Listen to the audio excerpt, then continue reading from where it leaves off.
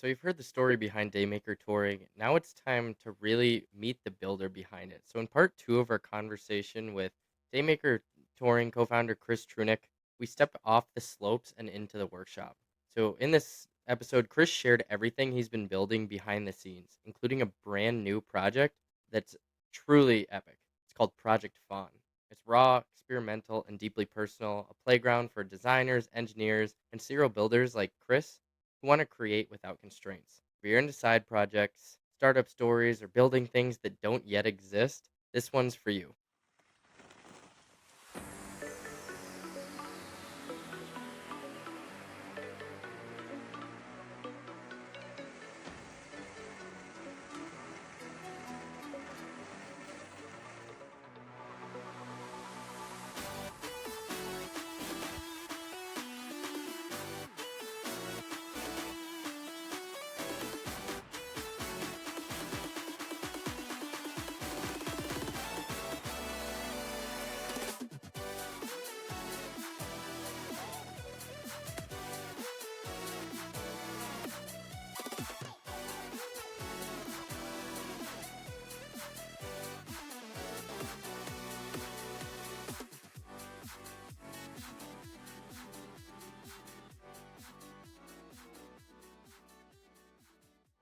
You have mentioned your own personal website that you're setting up, like the portfolio. You have Project Fawn, which I know you've been excited to tell me about Yeah, and tell the listeners about. Is that where you want to go next? yeah, we can go there. So kind of like I was mentioning earlier about that Daymaker stuff, is what's always been a bummer to me as a designer is like I do all this work on the front end that's like super conceptual, artistic, and stuff, and it never gets to go anywhere because when you're developing a new product or starting a business, it's stealth mode. You're like, you don't want to let the cat out of the bag, and like the low end tier of the scale of that, it's like I'm just gonna take my $1 million idea. And that's like when people say they got $1 million idea, you're like, no, nah. It's like that's like step 0.1 is like I got $1 million idea. There's so much more before that or after that stage to take it to anything that's even worth people pirating or anything, Yep. But it's always been like something that bugged me. I'm like, man, I want to do more, and just like I wanted to start a company to do more of the overall stuff of designing solutions across. How do you ship it? How do you all that? How do how does it stack on a pallet? And those things all play into this. So, the next kind of step from that for me is like, man, what if like instead of just always doing stuff like this, and you see a lot of designers out there who do stuff that's public, but it's kind of just like either super conceptual, just high art kind of, because that's the thing, like product design and industrial design kind of has two schools of thought. There's like kind of what you would consider like your art school line, which is like going into car design, like designing car bodies and super sculptural. It's really, high stuff. Mm? But it's very different from kind of the style of design that I'm involved with, which is more addressing manufacturing via creative means and, how do you work within constraints of reality and how things are going to get produced, as opposed to the other side of that, which is it's almost more like design engineer than industrial design at this point. But, whereas like a lot of like that high art style stuff, they are not concerned, nor should they be, with how is it going to get made. That's an engineer's problem to solve, right? But as a product designer working within a company that we got to produce stuff and make it and sell it, I can't exist out in that space for very long. At least I gotta like rein it in quick and bring it back into reality of like how does it get made. Mm. And so I'm constantly like working within those kind of like frameworks of stuff. And again, going back to like my background, I spent a lot of time doing boot fitting over the years. I mentioned I worked up at Jan's in Park City, and they obviously did pretty solid boot fitting up there and learned a lot up there. But I boot fitted a number of other shops over the years too, and so always found that to be really interesting actually. And I think being somebody who's a designer and very like form focused and volume aware, spatially aware, like looking at somebody's foot and then looking at the correct ski boot that matched that, like made sense to me, and like how to adjust certain spots and stuff. But through all this, I have kind of had these like inkling. I pay attention to technology, and anybody who pays attention to technology is probably watching something like this, right? Innovations. And so, you see all this stuff out there, and there's like all sorts of stuff for a long time now where technologies and here, I'm keeping bumping my table. technologies and stuff they exist for doing all this stuff. It just hasn't really been quite put together in the right order. At least not to be, and like, 3D printing, like I actually got rid of most of my printers when I moved, but I run basic machines, and there's all these like Bamboo Lab stuff with like 4 extruder, and it's crazy, but like touching the potential, there is so much still to explore and eke out of just a basic the most basic 3D printer as far as what you can do with them design wise. Yeah. It has not been, the surface has barely been scratched, and there's been some crazy stuff that people have done.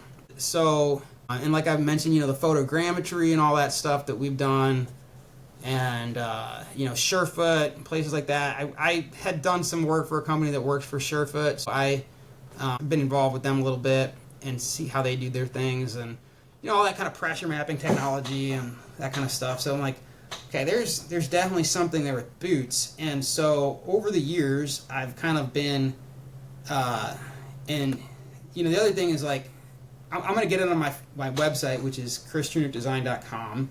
It's been a site, I built this site years ago, and it's just kind of sat. I'm kind of trying to like revamp it and get it out there, and I kind of got more of a reason to do it now with this stuff. I'm getting that up there, but I'm going to get on my portfolio site my senior thesis from school, which I did a knee safe 3D or a knee safe 4-axis ski binding. So it was real inspired by like the line reactor that they did years ago. If anybody's familiar with those, it was like supposed to be a way to have a lateral heel release.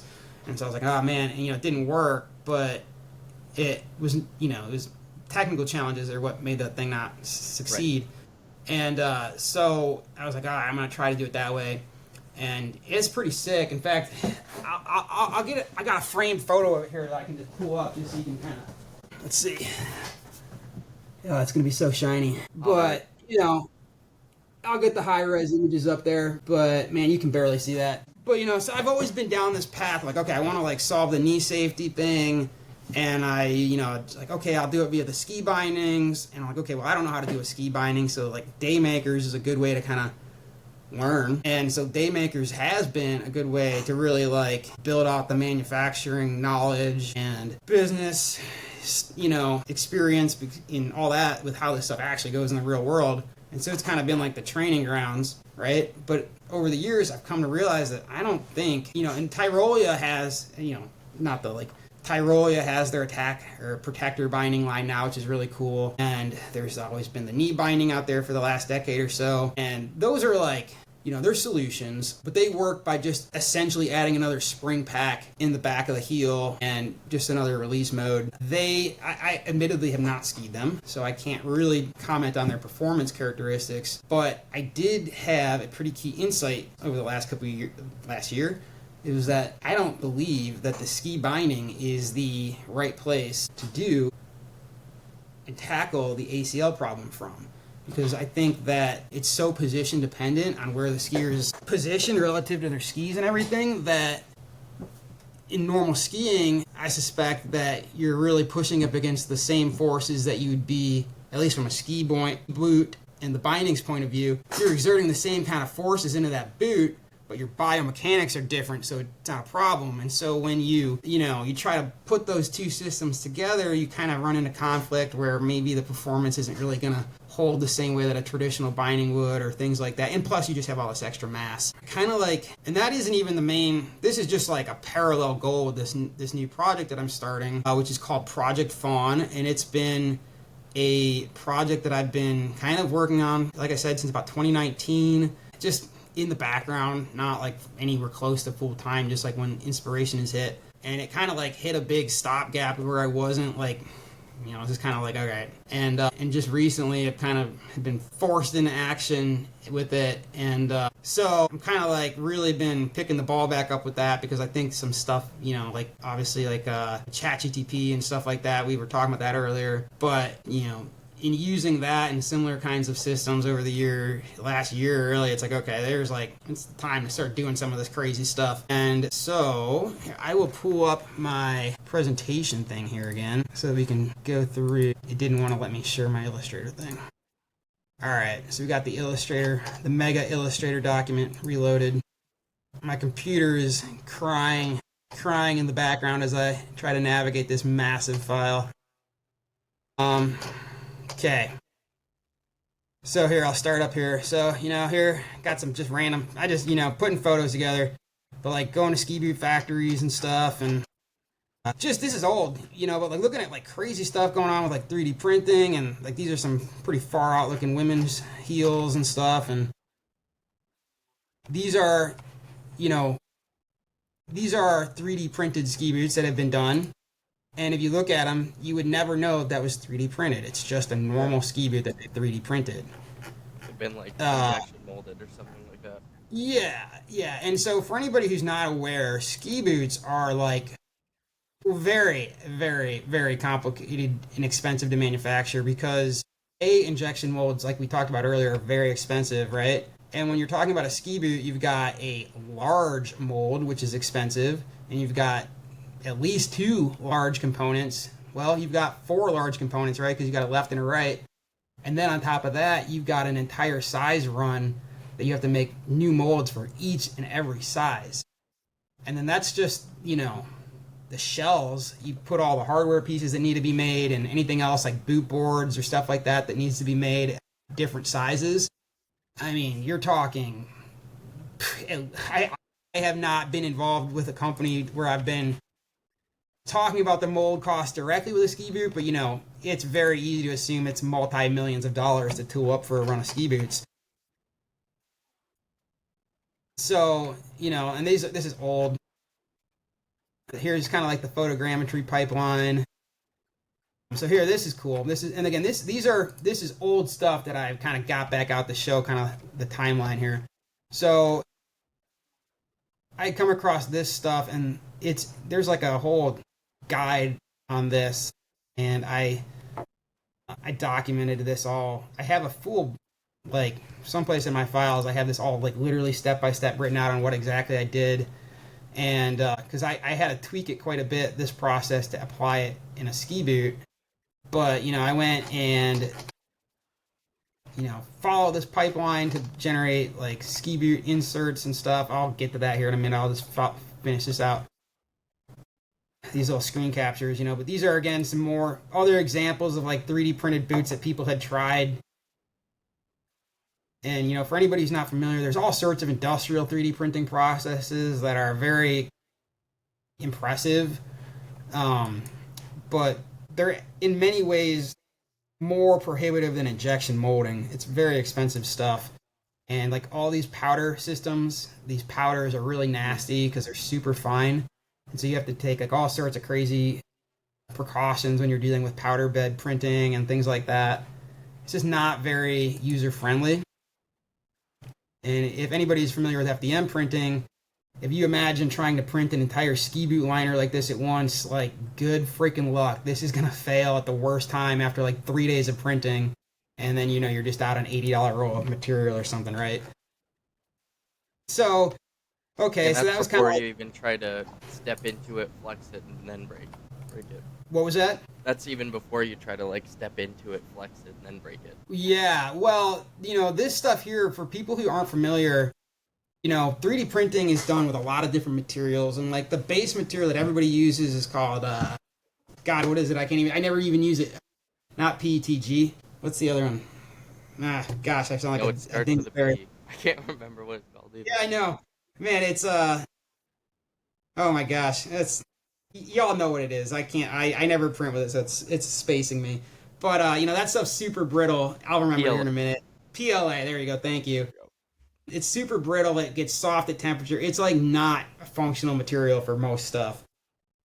But this stuff here that they're printing this ski boot liner with is like a TPU, and then what we printed all of our parts with for Daymakers, those little bale keepers, is a material called Ninja Flex, which is a TPE material. Now that stuff is like, it's kind of the same material like a skateboard wheel is made out of, and like a softer durometer, and so it is wildly durable. Like, you cannot break it. It'll just stretch for days and then like come back, and like, so and there's a lot of other industrial materials that are quite a bit more durable than traditional print materials. But you touch on a key point.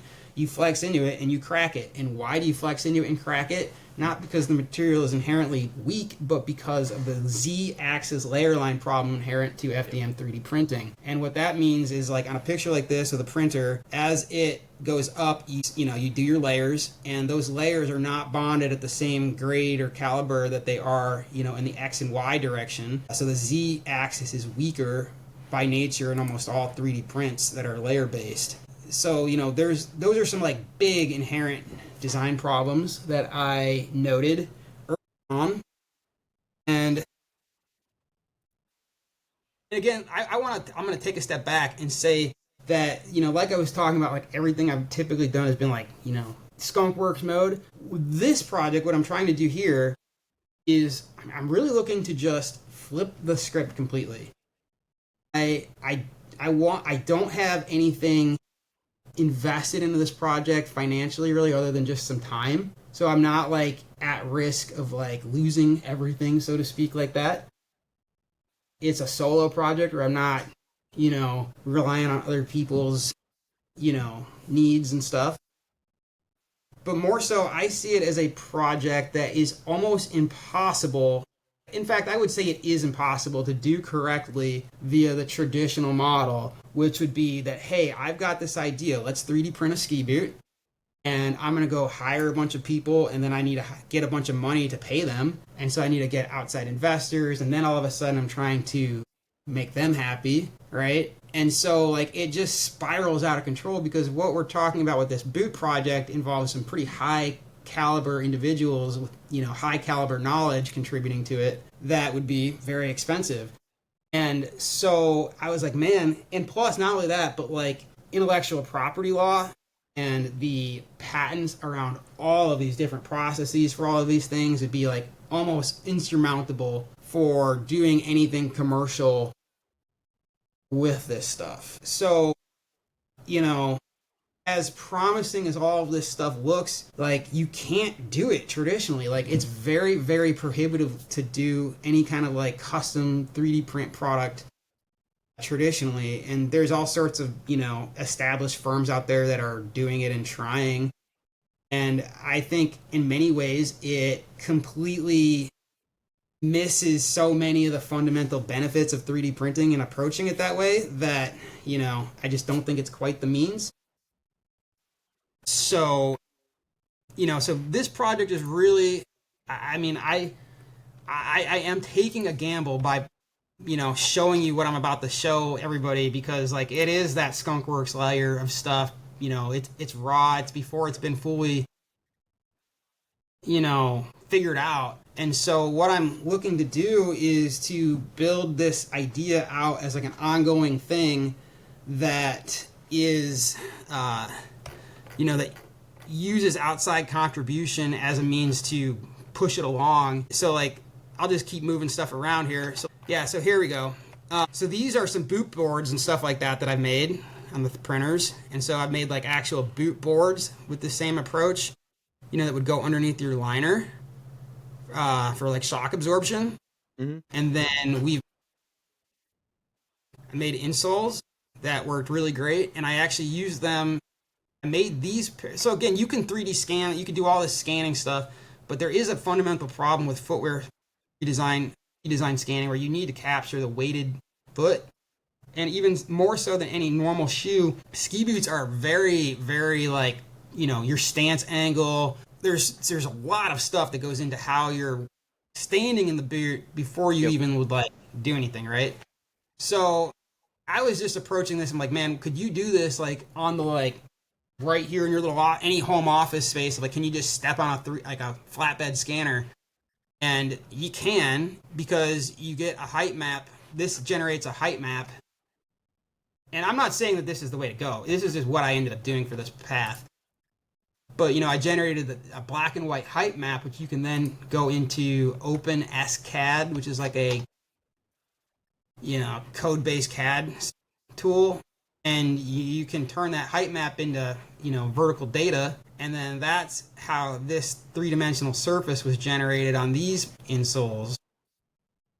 Wow. As opposed to capturing 3D scan data directly. And that's OpenSCAD, you said? Yeah. And so that was a pretty sick project. That was referencing this right here. And once I get this all going, I'm gonna find the whole. I just journaled the entire way that I made it so that I could reference it and recreate it. And so I have all the references for this specifically for people who want to follow that same pipeline. But yeah, I mean, anybody who's got custom insoles in your ski boots, A, they work really well. B, they're super expensive. And so, this is not. And one thing I did find is like you probably want like a fabric layer on top of these. And so I did that. I just, on some of these other ones I made, which I don't have here, I put a layer of like, elastic mesh. I just spray adhesive it and tacked it on to give it a fabric top layer because it's really hard to slide your foot on this stuff on socks. But so that was kind of the first experience like skiing on any of these 3D printed things. And this particular footboard for my foot, I probably needed to add more vertical. Like it's not fully up high enough. It needs to probably come up more for my foot, but just a concept. And then here they're doing like boot wedges and stuff. So like Garai and I have kind of played quite a bit with like just 3D printing basic boot fitting things like heel wedges and stuff. And so on a low end, like this idea of like incorporating 3D printing into ski boots, you can do that right now all day long. This stuff works great.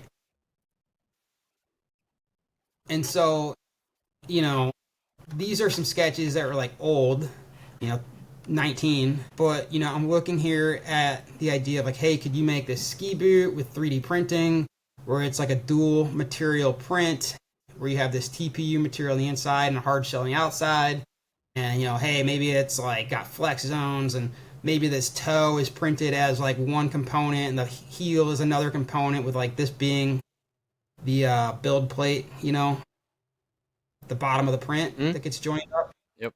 And so that was kind of like that. And then here's like, a freaking halo boot. Yeah. And like all this stuff is like, okay, like this triangle pattern of like ventilation paths and stuff is pretty cool. And the idea of like, hey, if you could 3D scan your entire leg and put it around the ski boot is obviously huge. And so, but again, I kind of was like, these are just dumb looking, they're not really like good. And but then I like, this is about the same time the Cybertruck was released, and so it got me all polygonal, And so I was like, man, just like make this thing all triangles and stuff, like low poly. And I kind of knew there was something about that. I'm like, okay, that actually is probably a good direction. And so I started to like, I just kind of sat on that, and like, here's another weird sketch. I don't like that, but like, I built this paper deer, and it's in my office here. I could show you, but like I showed you last time. But it's like just essentially it's a low poly STL where you reduce the resolution of a 3D mesh, right? And it gets down to just these base shapes. And I downloaded this file. Somebody else made this, and I just I printed it out on these different colors of paper so I could see like how the tiles were broken up. Mm-hmm. And this thing's like crazy because it's just all built out of like paper, but it's really sturdy and it has a really good structure to it. You could definitely build something that's out of just paper like this, 6 feet tall, and it would stand up no problem. Where it's like that's a hard thing to do. So I was like, all right, man, there's definitely something here with these like polygonal tiles and everything. And so then I here's some more random sketches because, like, again, I've been looking at like all the old boots from back in the day of like, how do you even like open a boot? There's all sorts of weird boots that have been done that open differently than your traditional overlap boot. So then I went from that and I built these, and so I did 3D scan my foot, and I manually in CAD like I went through and did like mesh reduction to create an offset low res mesh model, which I then took into CAD and built these tiles, which is kind of like, I think it's pretty clear how they relate.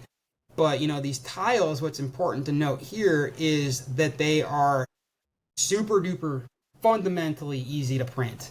This outer face is up against the build plate, and then it's just flat layers, right? Yeah. And then you print the TPU components either on top of it or as a separate component even.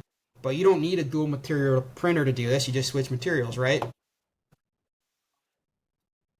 And the other advantage is like that z-axis problem I was telling you about. That z-axis problem in a situation like this is now, every single tile is ideally oriented to solve that z-axis alignment problem. So, with a instead of pulling apart every single layer, the layers are now being pushed together from the inside to the outside, as you're skiing and pushing back on these as they're pushing in on your foot. And, so this kind of an arrangement is, I believe, kind of a key insight into making something like a ski boot through these pathways. And so this one here, I just like, I don't know, maybe I glued it or I 3D pen welded it together, and it was like, oh yeah, okay, this doesn't actually work because like this paper deer, you were able to just print out huge sections and just fold it, right?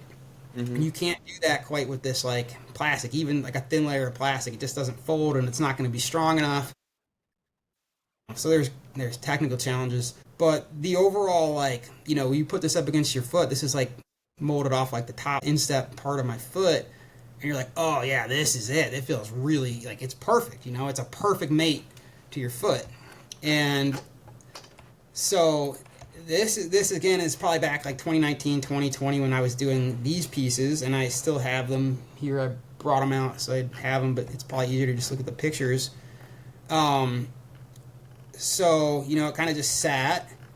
And so then, through using AI and everything like that, and that's a whole other discussion that I don't think really even makes sense to get into at this point.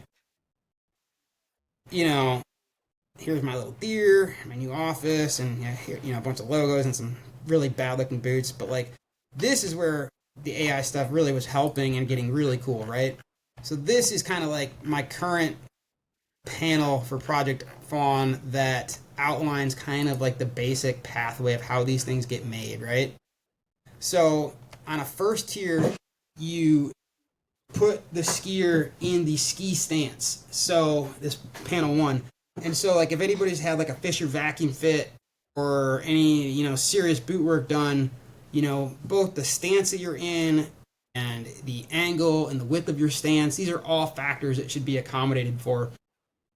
So and again, the other thing that I want to really push with this project is like super accessible, like sliding accessibility to where somebody who's savvy with a computer can like build this in a 3D printer, can like build this thing from the ground up themselves. But at the same time, the technology pathways work well that they plug in like existing, like, hey, you could do it with a phone and photogrammetry, but if such and such has a high-tech 3D scanning mode where you just walk in and it takes a picture of your entire leg, boom, cool, it works with that too, right? It's agnostic to the processes. It's more like, or the individual like approaches, it's just the overall process, right? And so, you could take this process that I'm going to lay out and you could make a boot that, you make it for $50 or you can make it for $1,500.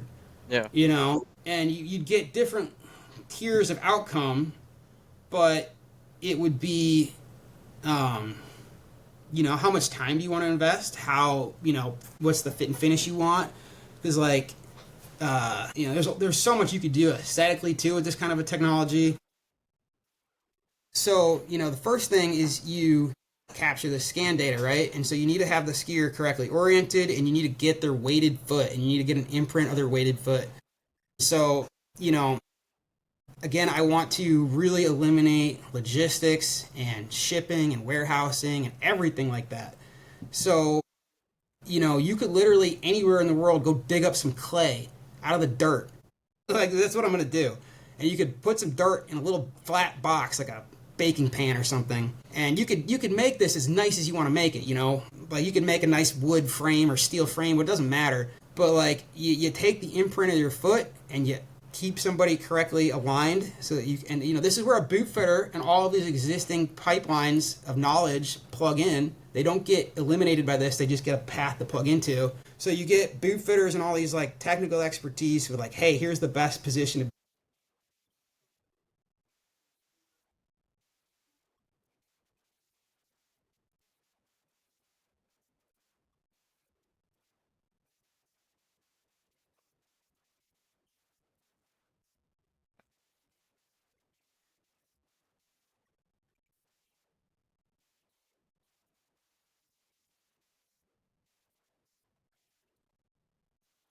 get you now get a because if somebody's just standing out in space and you 3D scan their foot open air, it's not going to be comfortable to ski like that. So now you've got essentially what would be called a digital last, that you can go and do something with. So now you take this digital last file and you offset the entire mesh network a certain amount. And these are like parameters that all need to be resolved and figured out and tuned. But you offset everything, and you either like originally I was just thinking you would just like randomly reduce the mesh, right? Like just randomly, just whatever works out is what it does. And that's what's kind of shown here. And so you end up with a lower resolution, and as low a resolution as possible mesh network where these various tiles could be manufactured. And this is like, you see this and you're like, oh my god, this would be a nightmare to put together. There's too many here. It needs to be like a fraction of this many different shapes. But each print file transfers from this outside geometric shape into the organic 3D last of the user's foot. And then the insight I had is that if you're doing something like this, when you run like a finite element analysis on a CAD model, you have to first translate it into a mesh, and Yep. and then like looking at like race car chassis and everything that are all space frames and things like that. And I'm like, man, like it's more than just randomly making these triangles. Like you could use the geometry to precisely control flex characteristics in a way that's just like not normally feasible. And because it's such a simple mesh shape, it's like super fast and easy to run like simulations on and things like that. So, there's the potential to do wild things with like how the ski boot is actually performing. And so you can adjust geometry to adjust characteristics, but you can obviously adjust materials as well. So you have like a humongous range of adjustments that you can make to fine tune how warm the boot is, how stiff it is, how light it is, etc., etc. Yeah, just like an easier, because it's almost like an extremely engineered to order process. I'm just thinking about it from like a consumer side. You could basically like give somebody the parameters for how you ski, what level of comfort you want versus the level of performance, the skis that you anticipate, the bindings you anticipate, and then you almost create the mesh. I mean, on top of all the 3D scans and stuff, but it's almost like just creating a super custom boot Yeah, based that's off of like exactly. the parameters Yeah, that they give you. yeah. No, you're exactly right. And I'll explain. I'll come to those questions because you're absolutely you're asking like kind of the right questions. You're barking up the right tree here. But yeah, so like this is kind of like that. I drew this just because I didn't necessarily know that I'd have those photos available and stuff. I wanted to just have it cohesive here. But there's kind of like the assembly process where these 3D gyroid infill prints are overlaid into these tiles, and this gyroid infill pattern, which is what I showed in all these other 3D prints. Mhm. This is an important pattern because it is fully open, like it doesn't close off anything. It'd be like an open cell foam. And so when it comes to like bacteria, cleanliness, and things like that, you really need an open structure so that you can clean these things. They don't get disgusting. So, side point there. Anyway, okay, so back in here. So you got the tiles, you got the padding, you can change all that stuff, you can make it however you want it. The next step, and this is like I was playing with ChatGTP a lot to like generate a lot of these images, and these are all the kind of supplemental things that it came up with, and the race car seats and stuff is a whole other thing. That's kind of relating to like my office here. But it's kind of some of it's kind of gibbery, but you can kind of see through the silliness to see kind of the overall, what's going on there. But it was helpful to have that to just kind of fill in some of the gaps, right? Now, the other thing though is like, hey, triangles. You don't have to just use triangles, right? You can use all these other shapes that could be tuned to deliver different, structural characteristics. So, on just a pure conceptual concept of like, okay, if you build and this is before we solve all the problems of like, how do you keep water out and how do you actually put these together, right? Designing a ski boot in this kind of a mesh node way, as opposed to, old school methodology, I believe has tremendous opportunity to completely change ski boots. Because, as a ski industry, when you think of like what are the main things that keep people from going skiing, it's the boots are uncomfortable and hard to walk in, right? They're cold, and then it's like skiing's dangerous, like we touched on with the knee safety stuff. And like those are like some of the, and it's expensive and hard to do, right? So like, I mean, hell, if you go get a good pair of boots fit, it takes a couple weeks to do it. You got to go ski Oh on yeah. them and come back in. Yep. It's a real. So then, if people aren't willing or able to put that, now that I have kids, I would never be able to do that. It's like I have good boots because I got them put together when I was like pre-children. Yep. So it's like these are investments that people can't make, and so like if you got to deal with a crappy boot that's uncomfortable, yeah, skiing's not very fun. So I believe that as a ski industry, like solving ski boots and improving ski boots. Now, ski boots have gotten, like we talked about last time, ski boots are freaking night and worlds better than they've been.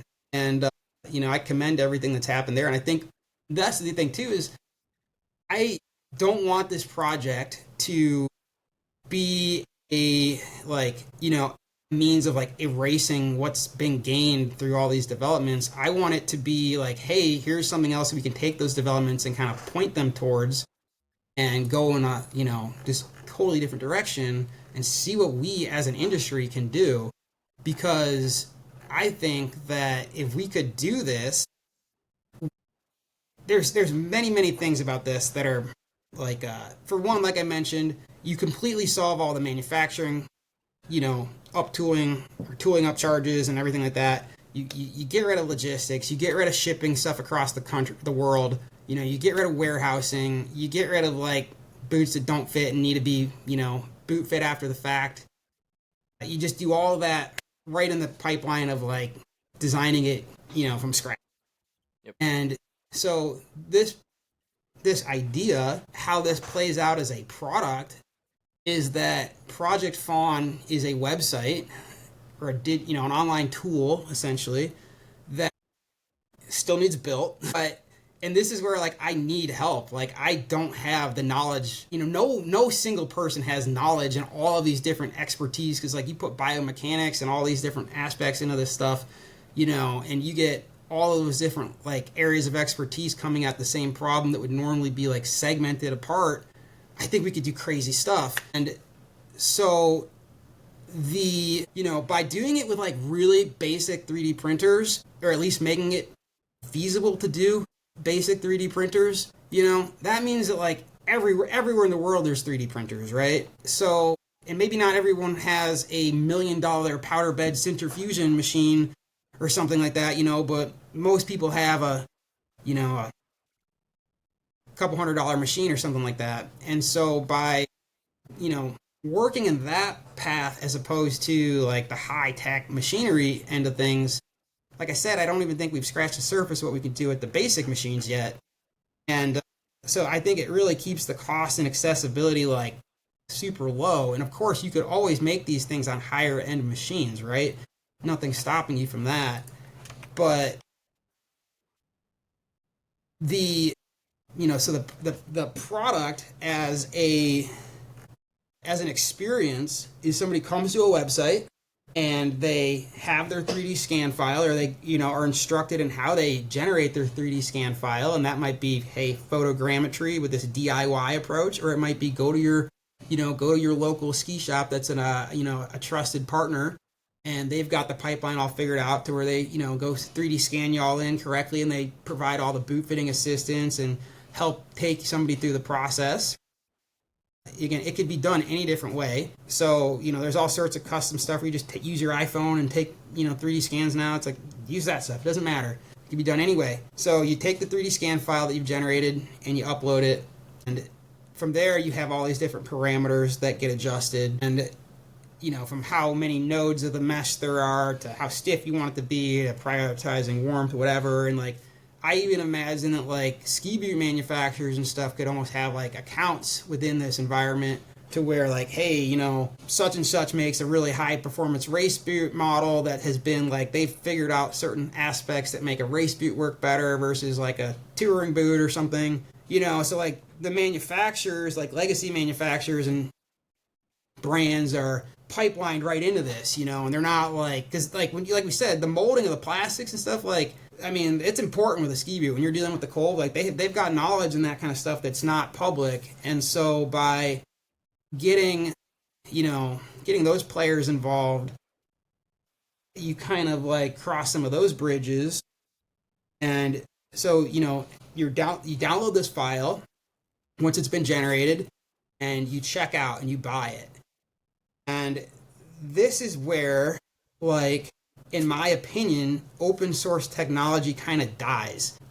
It falls off because it's so great and people develop this crazy stuff and they just never get a reward. And there's no great reward pipeline for open source technology right now, at least not that I've seen. When I see people do open source projects, they've got to go make a YouTube channel to support it, and then they monetize that, or Patreon or something like this, and then all of a sudden you're getting drugged through 5 platforms just to get a paycheck, and you're doing that as opposed to what you're trying to actually do. Mm-hmm. And so I find that to just be really problematic to this kind of stuff, because I've seen 3D printers and what they've done in the last decade with development on kind of an open source pipeline, and those have worked because people are trying to 3D print stuff, and the printers are just the tool to make it happen. And so I think it's worked being open source. But a product like this, I'm man, okay, we need a way to get people involved and pay them. And so I don't know how deeply I'll go into the mechanics of this aspect of things, but what I am envisioning is that every payment that goes through to buy one of these CAD files, because I think the CAD file should be purchasable for a few pennies here. I'm going to go back to, I'll step off of this screen and go back to my little face view here. But I think you buy the file for a couple bucks, and then you go print it via whatever pipeline makes sense, whether it's your own desktop printer or, the ski shop handles everything. So it's just it could be the same experience as walking in and buying a pair of ski boots right now. It doesn't have to be any different. Ski shops can handle that, or they can partner with somebody who handles that. But so now the website has money in it, right, from that purchase. We haven't really, maybe there's operating costs, to keep all the website stuff going and subscriptions and stuff like that.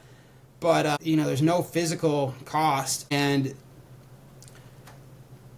I believe that the model that can make all this work is, I've been calling it the Plinko payout distribution model, right? And so I think you need to use, it probably needs some kind of I've been trying not to use the word artificial intelligence. I've been trying to use computational intelligence or something like that. But, it needs some kind of computational intelligence to handle this. But you could, in theory, associate every interaction somebody has with a brand like Project Fawn. And by interaction, it could be anything from a recommendation to negative feedback.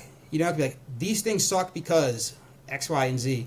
Even something like that actually has value. And by taking every single thing that actually generates any value that people hey, I made a cool video and I showed the boots in them. Cool, that pushed that brand forward a little bit, generated that value. Well, everybody that's in this system now has an account, and they're they're kind of like chalking up contributions, and it could be like, hey, we need to like, you know, figure out this code base to make this system work specifically, you know, because there's a lot of like code based stuff that needs to happen to design. He's like, you know, I was manually designing those boots, and it's like, oh my god, it's a nightmare. Yep. Like you get a code that just spits that all out, like, you know, Python or something, and all like the mechanical, because I didn't even get into like the mechanical fastening, and there's a whole other, I need to do a whole other panel like that since I made that one of like kind of the closures and joinery, because I think there's a lot of jointery techniques and stuff. And I was just at like an African drum circle thing last night, which I'd never been to, and like just looking at how they're tensioning their drums, you know, like, dang, that's probably something there, because like they're tuning them with like a tension based system that's actually pretty similar to what would be needed in something like this. And so I think there's like crazy different things to look at as far as like how these things all go together. And so, you know, there's all this work that needs done, right?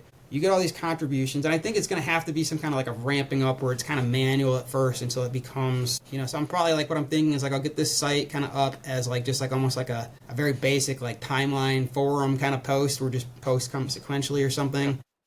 And maybe there's like a invite only kind of aspect where things are happening to like make things actually move. But then, you know, hopefully in like the shorter term, this can be like kind of ported over just being like a fully open model where, and I imagine that this probably makes the most sense as like a nonprofit, because then I think we could potentially, like, I don't know for sure, but there's, like I mentioned, there's all this IP, you know, concerns. And so navigating all that is certainly, it might just have to be that the files are provided for free. You know, maybe there's just no way to sell a file, and it needs to be a little bit different on how the monetization structure is. But, you know, regardless though, the model of like, people pay in a little bit to get their file generated, and then all of those contributions that they make, whether it be just, like I said, feedback or posting user reviews or pictures or doing just work behind the scenes to make it happen, those get associated with like a positional payout where every $10 that comes in. And I've even seen like, have you seen the thing that those guys are doing, those folks are doing, where they're like 3D modeling particle flow for like avalanche prediction? I haven't. I don't know. I don't know the name off the top of my head. It's pulled up on my Instagram a couple times, but they're simulating avalanche flow paths via like an open source model of like particle, you know, dynamics. And so like, oh, you could even do that, right? Like you could just like have a virtual avalanche go in the top of like, here's the payout, right? And it's going to funnel off down this mountain, and it's going to not always go to the same place. You know, it's going to have pipelines that it's going to have a fall line, you know? Yep. And so your position in that payout structure is like, that's kind of where you're like, you want to make a big contribution or more contributions so you have more positional rankings, right? And the longer that contribution has value, the longer it stays there. So the more probability you have of getting paid more money. So people are then incentivized to create impactful contributions to keep this system operational and like help safeguard it from malicious activity and hacking and stuff like that. Because like, hey, I'm getting paid if this thing stays functioning, right? Like I don't want it to go away. And you know, open or nonprofit models allow for like the transparency and auditing and everything like that. So because then there is no central business. Even me, I don't want to be behind. I just want to be positionally tokened. You know, I just want to have, you know, hopefully naming it and, you know, doing all this front work is enough to like get a good position long term. That's my take. You know, I don't want to be like at the back just like, you know, everybody thinks you're getting $10 while I'm making millions. That's just not my approach, you know. And so and like I said, like I feel like this kind of a gamble to just like go out here and talk about this stuff, but I'm like, I gotta do it, you know. So that's kind of like my spiel on Project Fawn. There's a lot more I could probably talk about it, and like that whole payout thing is like there's a lot to unpack on that and resolve and figure out. But like I said, like this is what this stuff looks like traditionally early on. It's like, I don't know, we got to figure this out, right? And it's traditionally just like not made public. And so what I'm trying to do with this is like, hey, let's like make it public early on while it is still kind of like rough and in the weeds, and enlist help from other folks out there who want to make this same vision happen. And then we try to do it, because like I mean, ski boots seem like a really good way to do this because, one of the problems with this kind of an approach with a CAD file product is obviously once somebody downloads it, even if it has licensing rights, who cares actually? You got to go police that. So unless you're willing to put in the work to go police it, it doesn't even matter. And so that's where like I really feel that IP law is just super not functional in today's age. And so I'm just trying to steer around it and do it differently. And so, I'm hoping now that like, especially with like ChatGTP and just all these, tools that can just like, hey, here's what I need. Like I just downloaded ZooCAD. I haven't really played with it even yet, but it's like, same with that OpenSCAD, it's, there's a lot of stuff. I think we can nowadays with these tools, somebody who's not really a coder, can generate this kind of code. Because even to talk to somebody else about it, like, hey, here's what I want it to be, and have to go through a third person and then interpret it is like, it's kind of, especially with like stuff like this. So I'm really hoping that I can use some of these new tools to, because like that manual process of lining these tiles up in CAD, and it was like horrible. I was like, okay, I made like 10 of them, and I was like, I can't do anymore.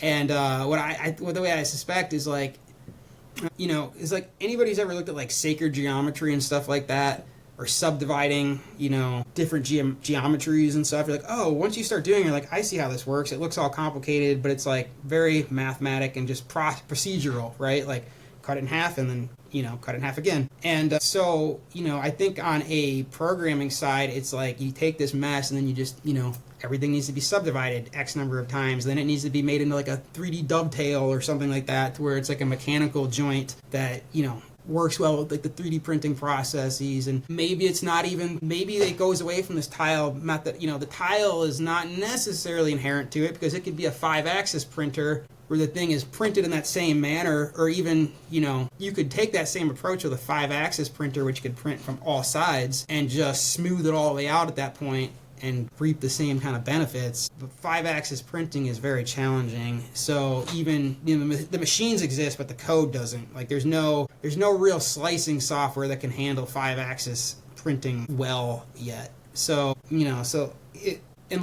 there's just so many things people have kind of brought up to me and kind of suggested, like, hey, you could make these things like fit a little differently at the day, or at the end of the day, beginning, or the idea of like tensioning them like a drum, and how do you put them on? Like, what if all the tiles are strung together in some kind of like a boa net or something like that, where it's loose, it's just almost like a sock, where they're just disconnected, and you just slip it on like you would a boot, like a rubber boot or something, and you crank it up, and then it's stiffer and stiffer, and then really stiff, so you can change your flex by how tight it is. You want a walk mode, it's like, hey, one cable pathway or something can be, focused on like that fore-aft adjustment, to where you just loosen that. You bring all these kind of like functionalities into this through like adjusting, the bonds between the different geometries, essentially. And I'm hoping, it's a lot to do, but and I've got a lot on my plate, but I'm hoping that like having some outside excitement maybe kind of helps spur me to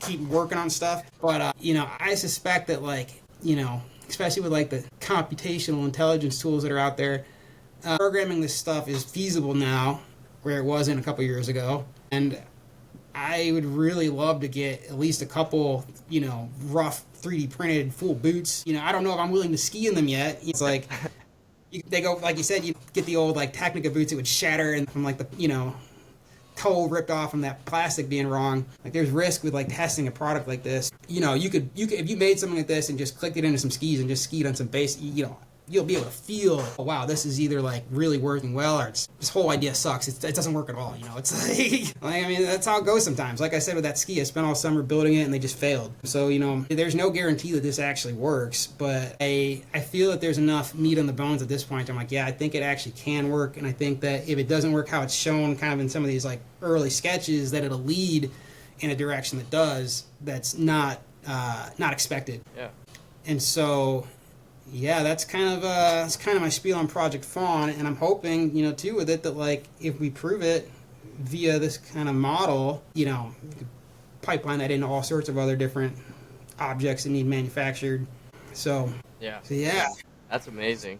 I mean, it's certainly like a groundbreaking idea that I think a lot of people want to solve. just the uncomfortability and performance of ski boots. It's just something that, like you said, has come a long way, but there's way more to do. All right, and that wraps up part two of our interview with Chris Trunek. Such a great interview. I cannot thank Chris enough for his time. I mean, everything that he's doing is truly epic, whether it be a Daymaker or now whether it be with Project Fawn. Definitely reach out to Chris. His information is available above his head, a personal website on the second podcast, his Daymaker touring on the first episode. And make sure to follow Powder Innovation and Daymaker Touring to hear more details about how you can get involved as a designer, as a builder in Project Fawn as Chris attempts to roll this out here in the coming weeks. So you can find it either on the Powder Innovation site, Chris's personal site, any of our Instagrams, things like that. So stay tuned and we'll see you next time.